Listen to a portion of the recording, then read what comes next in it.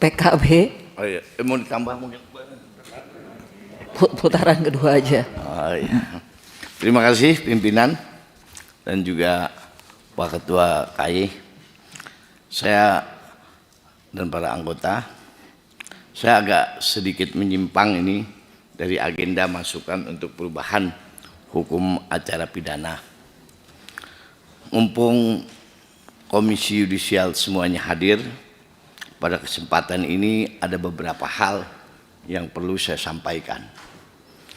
Yang pertama berkenaan dengan kewenangan Komisi Yudisial yang diberikan oleh Undang-Undang Dasar 1945 maupun Undang-Undang 18 tahun 2011. Salah satunya untuk mengawasi perilaku hakim. Maka kami menilai kewenangan tersebut masih terbatas dalam ruang geraknya, Pak. Maka perlu diperluas ruang gerak KAI. Misalnya ada kewenangan KAI untuk melakukan penahanan. Tidak sebatas pada rekomendasi etika. Jadi agak kurang dianggap juga ya, mohon maaf kalau hanya etika seperti itu. Terus terang kami masyarakat, hasil masukan dari masyarakat, keluhan dari masyarakat, sangat prihatin banyaknya perilaku hakim yang integritasnya sangat rendah, Pak. Kita sudah tahu berapa banyak hakim yang perilakunya tercela, menodai hukum, puluhan hakim padahal kita katakan hakim itu wakil Tuhan, tapi kelakuannya kita sudah tahu semua, banyak kasus-kasus seperti itu. Mempermainkan rasa keadilan masyarakat, mohon maaf mudah terima suap, karena kasus-kasus ini sudah sering terjadi. Nah, ini tanggung jawab KAI yang sudah diberikan melalui undang-undang. Oleh karena itu jika terasa kewenangannya masih kurang, maka harus diperluas. Maka kami menunggu usulan revisi kembali Undang-Undang Nomor 18 2011 tersebut berkenaan dengan pembahasan untuk perubahan Kitab Undang-Undang KUHP.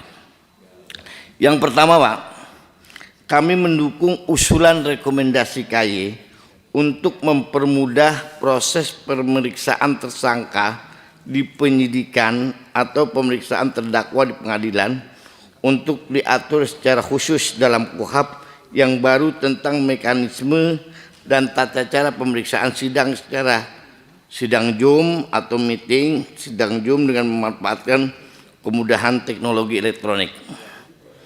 Karena masing-masing realitasnya sering terjadi saksi-saksi yang mau dihadirkan oleh jaksa maupun terdakwa tersangka penasihat hukum berada di luar hukum tempat perkara. Di perkara diperiksa atau disidangkan, hal ini kadang-kadang menghambat dan pemeriksaan terus tertunda-tunda. Juga sejalan dengan prinsip pemeriksaan perkara dengan cepat dan biaya ringan. Yang ada kan selama ini sering lambat, tunda, hakim sekali dua kali ditunda, beberapa kali pertemuan, bahkan ini diefisiensi lah, lebih diefisiensi. Yang kedua berkenaan dengan hak tersangka dan terdakwa untuk didampingi oleh penasihat hukum perlu diatur secara detail dan rigid, lengkap semuanya ini, Pak. Karena selama ini penasihat hukum yang ditunjuk itu, mohon maaf, fakta di lapangan itu lebih banyak asal-asalan, Pak.